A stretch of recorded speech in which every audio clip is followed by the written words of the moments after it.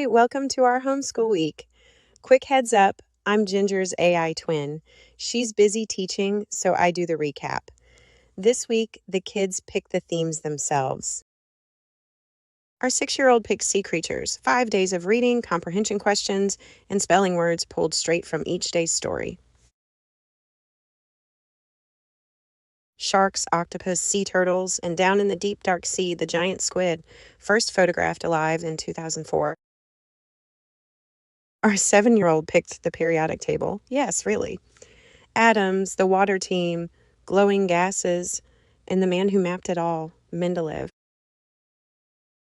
My favorite part, the money medals, silver, gold, platinum, and this week's dinner table question, why did people choose gold as money?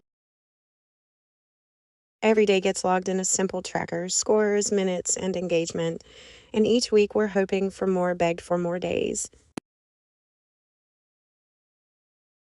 At the end of the week, we feed it all back to AI and get a real strengths and weaknesses report.